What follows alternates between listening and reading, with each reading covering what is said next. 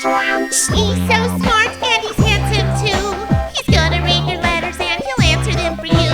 Years ago he fried his brain trying to save the world, but Moose is here to help explain when all the boys and girls ask Mr. Science, ask Mr. Science, ask Mr. Science. And now it's time for another episode of Ask Mr. Science with your host, Mr. Science. I'm telling you, Robbie, you would love Hawaii. The boys and I observed 76 different galaxies with the Keck telescope, each one billions of light years away. The galaxies, not the telescopes. Mr. Science, it's time for the In show. astronomy, of course, looking farther away means looking backwards in time. So, that Mr. was when we Science. realized that the very laws of physics were a little bit different 9 billion years ago. Mr. Science, So, it's time for the show don't to start. interrupt me, Moose! I'm working on my robot! And... done. There. Very nice, Robbie. Very nice. Mr. Science, what's the, Vaseline for? Never you mind. Now go away, Moose! But Mr. Science, we have questions from our viewers. Oh, then by all means, let's get to it! Let's teach those kids science! Okay, oh, I got the letters right here. Let's see, oh, here's one. Okay. Dear Mr. Science, Happy Valentine's Day, sweetheart. I hope you like the candy I sent you. Don't forget to brush and floss. Love, Grandma. P.S. Be nice to the moose. That's a very good question, little girl. And the answer, of course, is 7. Oh, Mr. Science. Okay, let's see here. Lights calibrated to the exact nanometers. Check, Right. Gargantuan battery. Ready? check. All right, Moose. Throw the switch. But Mr. Science, I think this experiment is just too dangerous. Danger, Schmanger. The only danger you should be worried about is what I'm going to do to you if you don't throw that switch. But Mr. Science, you're the greatest scientist in the world. I could never forgive myself if you got hurt. Schmuck Moose, don't you understand? If this experiment works, every bus driver in America is going to be able to power an entire bus using only the electricity of their own brains.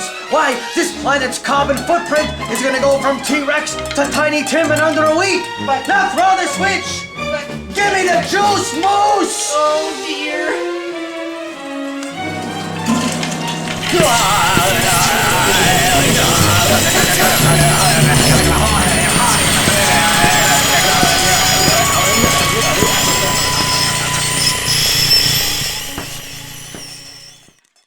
So I says to Mabel, I says, look, start with the square of the electron's charge, divide it by the speed of light in Planck's constant, then multiply the whole shebang by 2 pi, and bingo! Define structure constant, a number with no dimensions.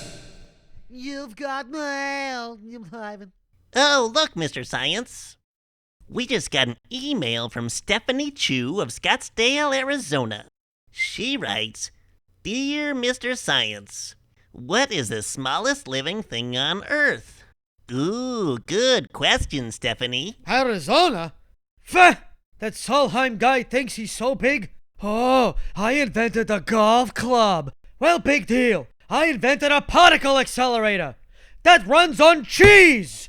Well, Stephanie, to answer your question, the general answer is a cell. But for more details, how about we ask the man himself, Mr. Science? What'd you say? A cell. Hey, watch your mouth, smart guy. No, This is a kid show. No, a cell. A cell. As in, like, the most basic structure of any living thing. Oh, yeah, boy, those things are small. That's right. The smallest cells on Earth are bacteria. And they were first discovered by Antony Leeuwenhoek way back in 1676. Bacteria are so small. How small was he? Bacteria are about 25,000 times smaller than 1 inch. 25,000 times smaller than an inch? That's impossible! How could he get on the bus? I still prefer the bus to the subway. Bunch of hooligans on the subway. One time, I was beat up by, guess how many hooligans? Well, and Stephanie is also made up of cells. And even though one of her cells is like 100 times larger than one bacteria, they're still really, really small too. Go ahead and guess how many cells make up your body. 5. No, it's a lot more than that. Don't you tell me, Sonny, I was there. They stole my bag of onions. Well, your body is made up of about 100 trillion cells. Oh, sure, like you counted. And I suppose these cells form the tissues and the organs and then the body systems that make you and me and all the people on Earth, right? Exactly. What about onions, smart guy? Well, onions are made of cells too. Each leaf of an onion plant has millions of cells. What about chickens? Chickens are living things, so they're made of cells. It's all part of a very important idea that scientists call cell theory. Who are you talking to? I'm talking to Stephanie Chu, Mr. Science. Okay. And the camera. Ah. See the show, remember the show? Oh, hi. The Yeah. show. Yeah. So, cell theory says that all living things are made of cells. And new cells come from old cells. One of the largest cells on the Earth are eggs, like chicken eggs. A chicken egg is only one cell. Wow. You know what?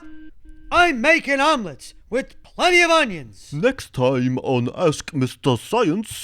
Science talks about how cells form. Who's that? Did he say sell the farm? My grandpa sold the farm back in 1927. We begged him not to. Told him, please, hold out for more money. No, how cells form. Cells form. Right. Sell farm.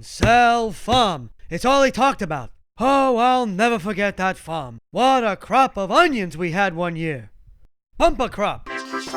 And we had cows and chickens and rabbits and little hamsters running around. And there was a pond with ducks in it. Delicious ducks. Got them all and had a nice duck soup. That was a great movie. Remember Duck Soup when that first came out? They don't make comedy like that these days.